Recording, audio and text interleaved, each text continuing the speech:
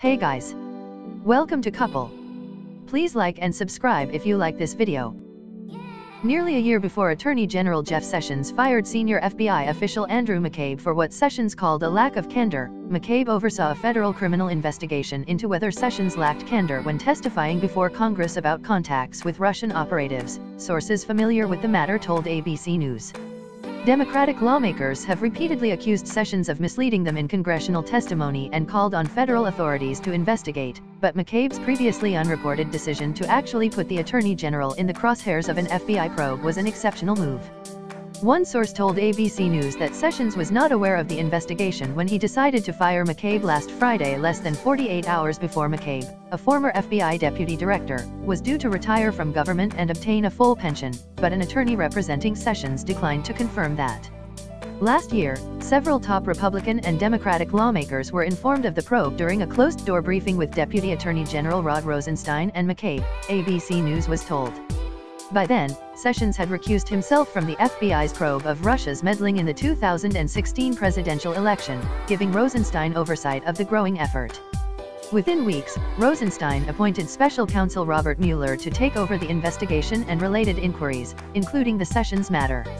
2 months ago, Sessions was interviewed by Mueller's team, and the federal inquiry related to his candor during his confirmation process has since been shuttered, according to a lawyer representing Sessions. The special counsel's office has informed me that after interviewing the Attorney General and conducting additional investigation, the Attorney General is not under investigation for false statements or perjury in his confirmation hearing testimony and related written submissions to Congress, Attorney Chuck Cooper told ABC News on Wednesday. According to the sources, McCabe authorized the criminal inquiry after a top Democrat on the Senate Judiciary Committee, Senator Patrick Leahy, D. Vermont, and then Sen. Al Franken, D. Min, wrote a letter in March 2017 to the FBI urging agents to investigate all contacts Sessions may have had with Russians, and whether any laws were broken in the course of those contacts or in any subsequent discussion of whether they occurred. It's unclear how actively federal authorities pursued the matter in the months before Sessions' interview with Mueller's investigators.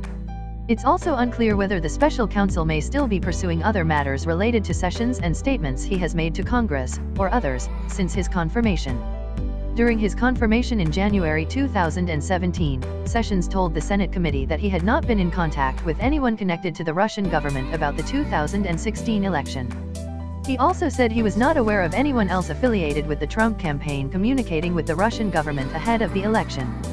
2 months later, after a Washington Post report disputed what Sessions told Congress, the Attorney General acknowledged he had met the Russian ambassador twice during the presidential campaign, but insisted none of those interactions were to discuss issues of the campaign.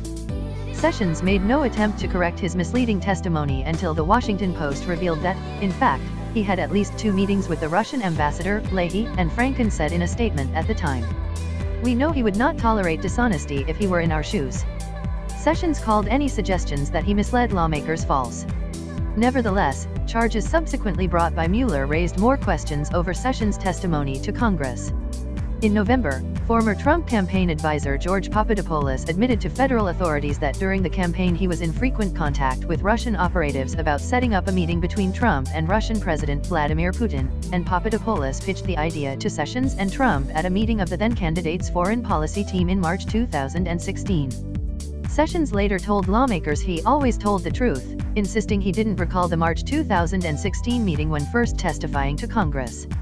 He later remembered the meeting after reading news reports about it. He said, "We are concerned by Attorney General Sessions' lack of candor to the committee and his failure thus far to accept responsibility for testimony that could be construed as perjury," Leahy and Franken said in their March 2017 letter to then FBI Director James Comey, who was fired by Trump 2 months later.